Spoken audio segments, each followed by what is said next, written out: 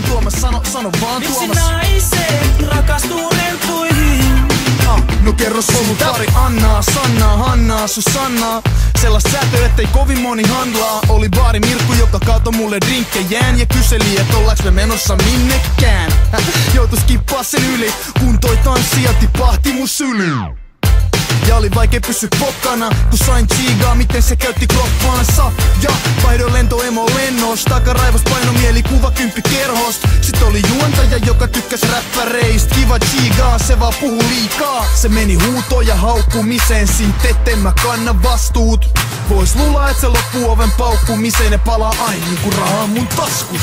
Miksi naiset rakastuu rentuihin? Mä en tiedä, mut se sopii mulle. Miksi naiset rakastuu rentuihin? Ei mä en tiedä, mut se sopii mulle.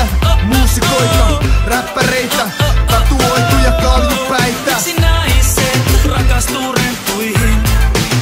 No kerro siitä. Liisoi, lindoi, iinoi, niinoi. Luuleks mä itestäni liikoin? Niin oli hyvän perheen tyttö, joka tykkäs mun stylist. Mut soitti aamuyöstä kiros mun laisiin. Koitti saada mut tossun alle.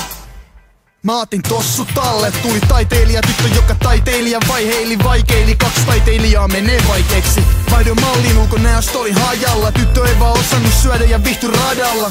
Oli nuori mimmi, joka diggas raasta, mut halus omistaa ja tykkäsi raamasta. Taas menee huutoon ja haukkumiseen, siitä etten mä kanna vastuut. Vois luulla, et se loppuu oven paukkumiseen ja palaa aina niinku rahaa mun taskus.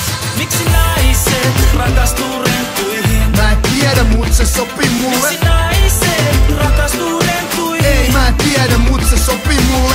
Muusikoita, räppäreitä, tatuoituja kaljupäitä. Miksi naiset rakastuu rentuihin?